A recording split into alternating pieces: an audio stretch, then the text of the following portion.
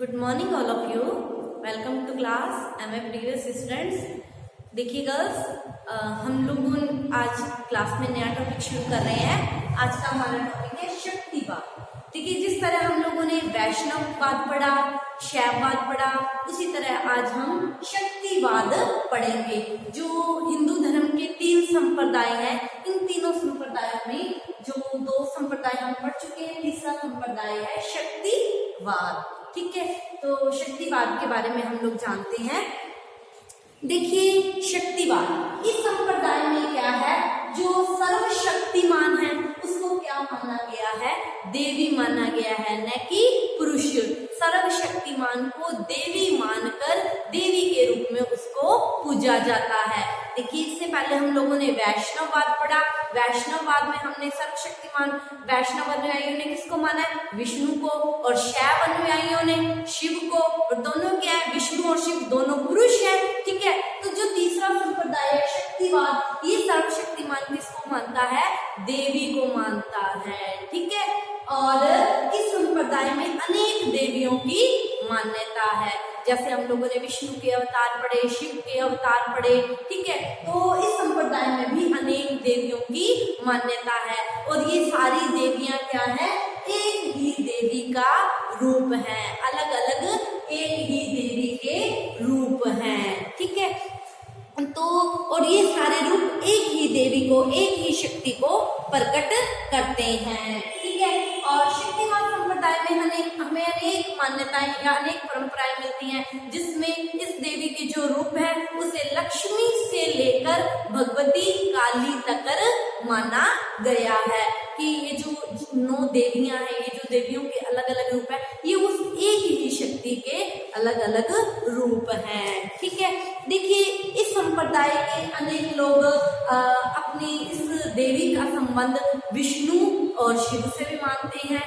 अर्थात कहने का भाव है कि विष्णु की पत्नी लक्ष्मी और शिव की पत्नी भगवती से इसका संबंध मानते हैं। ठीक है, तो देखिए, इस संप्रदाय में क्या है, शक्ति संप्रदाय के लोग देवी महात्म्य, देवी भागवत पुराण और शाक्त उपनिषद अर्थात देवी उपनिषद में आस्था रखते हैं। जैसे हम लोगों ने पढ़ा था, उसमें विष्णु वैष्णव धर्म पढ़ा था कि गीता में आस्था रखते हैं, पुराणों में आस्था रखते हैं। ठीक है, तो इस संप्रदाय के लोग देवी महात्म्य, देवी भागवत पुराण और शाक्त उपनिषद अर्थात शक्ति उपनिषद, देवी उपनिषद में ये लोग आस्था रखते हैं। ठीक है, और देखिए, इस संप्रदाय के जो लोग हैं वो शक्ति, ये जो हम लोग पढ़ रहे हैं, शक्ति किसको मानते हैं, भगवती को मानते हैं। भगवती को शक्ति मानकर, सर्वत्र विश्व की शक्ति मानकर क्या कहा गया कि सारी शक्तियां, सारा विश्व उसी में ही समाहित है।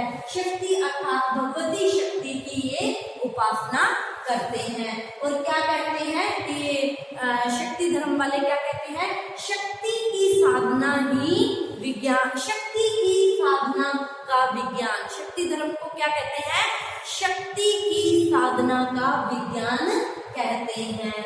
ठीक है, और ये अपने धर्म को, शक्ति धर्म को वैदिक धर्म के समान पुराना मानते हैं। और क्या कहते हैं कि इसका जो विकास हुआ है वो वैदिक धर्म के साथ साथ ही इस धर्म का विकास हुआ है। ठीक है, वैदिक धर्म के समान ही अपने धर्म को पुराना मानते हैं। ठीक है, तो देखिए, हिंदू धर्म के जो 3 संप्रदाय हैं, उन तीनों संप्रदायों में ये एक महत्वपूर्ण संप्रदाय है शक्तिवाद। देखिए, 3 संप्रदाय कौन कौन से हैं, वैष्णव संप्रदाय।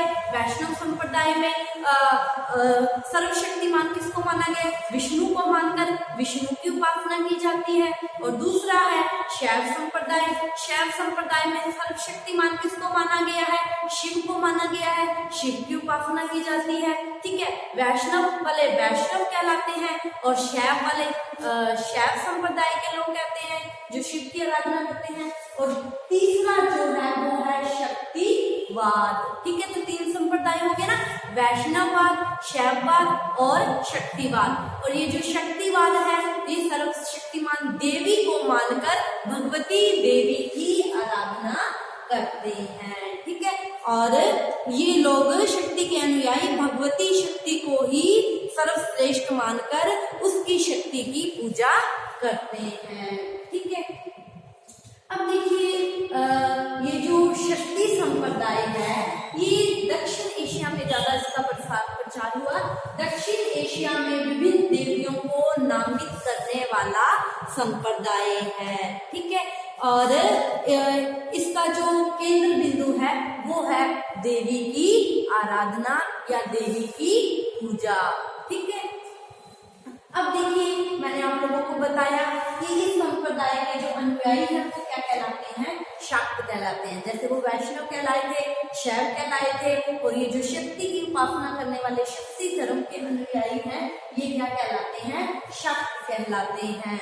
और ये लोग क्या कहते हैं कि इन लोगों में मान्यता है कि जो शक्ति होती है, ठीक है, ये जो शक्ति होती है ये कुंडली के रूप में मानव शरीर की गुदा, ये जो गुदा होती है गर्दन, इसके आधार पर स्थित होती है, ठीक है।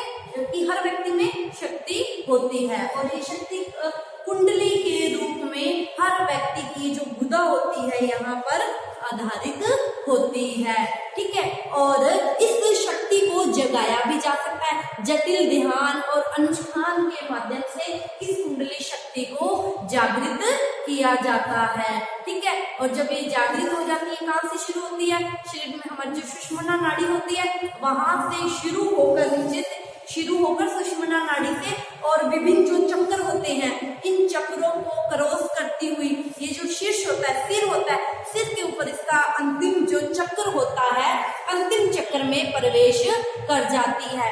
और अंतिम चक्र में प्रवेश करके ये अपने जो प्रियतम होते हैं उससे मिल जाती है और मानव जीवन क्या हो जाता है, उस समय हर्षोल्लासित हो जाता है, ठीक है। और ऐसा हो जाता है कि शरीर में ऐसा लग जाता है कि परम आनंद का विस्फोट हो गया, परम आनंद की क्या होती है, धारा बहने लगती है, ठीक है। तो ये जो शक्ति संप्रदाय के लोग हैं ये भगवती शक्ति की उपासना करते हैं, भगवती दुनिया को ही विश्व की सर्वशक्तिमान शक्ति मानते हैं, ठीक है। और देखिए इस संप्रदाय की अगर हम बात करते हैं तो सिंधु घाटी सभ्यता, इसकी अगर हम प्राचीनता की बात करते हैं तो सिंधु घाटी सभ्यता में भी पूर्णमासी देवी के प्रमाण मिलते हैं। हमने पढ़ा था ना सिंधु घाटी सभ्यता लास्ट ईयर की क्लासेज में, तो हम लोगों ने ये जाना था ना कि सिंधु घाटी सभ्यता के लोग मातृ देवी की उपासना करते थे, अतः शक्ति के रूप में किसको मानते थे, देवी को मानते थे। तो इससे इस धर्म की प्राचीनता स्पष्ट होती है, मतलब वैदिक से भी क्या है, ये पुराना धर्म है, ठीक है। तो अब देखिए अगर हम इस धर्म की लोकप्रियता की बात करते हैं तो ऐतिहासिक रूप से जो शक्तिवाद धर्म है वो दक्षिण एशिया के बाहरी इलाकों में ज्यादा इसका प्रचार प्रसार हुआ। जैसे अगर हम भारत की बात करते हैं तो कश्मीर है, ठीक है, और दक्षिण भारत, असम, बंगाल, इन क्षेत्रों में ये शक्ति संप्रदाय सर्वव्यापी माना गया है, ठीक है। तो देखिए इससे अगर हम आगे बढ़ते हैं, जब हम कृष्ण काल की बात करते हैं, ब्रज में कृष्ण के काल में शक्ति संस्कृति का प्रभाव बहुत ज्यादा बढ़ गया था, ठीक है। और ब्रज में इसको महामाया, महाविद्या आदि नामों से भी पुकारा गया है। जैसे देखिए जो मथुरा के राजा थे कंस, उन्होंने जो वासुदेव और जो देवकी की जो जिस पुत्री का वध किया था, ठीक है, वध करने लगे थे, वो हाथ से छूटकर चली गई थी, ठीक है। वो जिस पुत्री का वध करना चाहा था उसे भगवान श्री कृष्ण की प्राण रक्षिका के रूप में पूजा जाता है, क्योंकि ब्रज जो कंस था वो मारना किसको जाता था, कृष्ण को मारना चाहता था, ठीक है। तो और इस देवी ने आकर उनकी रक्षा की थी, इसलिए ने कृष्ण जी की प्राण रक्षिका के रूप में पूजा जाता है, ठीक है।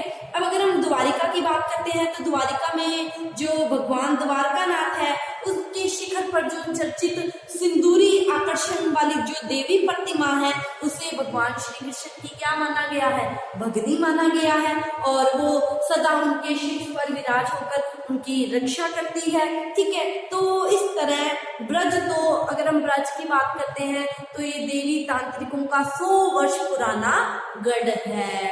ठीक है, तो देखिए अब इसका जो शक्ति धर्म है, इसका जो उद्देश्य है, उद्देश्य क्या है, मोक्ष को पाना। ठीक है, तो इस संप्रदाय के लोग क्या कहते हैं, शक्ति के द्वारा ही मोक्ष को पाया जा सकता है। शक्ति का संचय करो, शक्ति की आराधना करो, शक्ति ही जीवन है, शक्ति ही धर्म है। ठीक है, अर्थात उन्होंने क्या कहा है, अगर मोक्ष को पाना है तो मोक्ष को पाने के लिए शक्ति की आराधना जरूरी है। ठीक है, तो ये आज हम लोगों ने शक्तिवाद के बारे में जाना। आज की क्लास में इतना ही। Thank you all of you. कल मिलते हैं। आप इसका स्क्रीनशॉट ले लीजिए।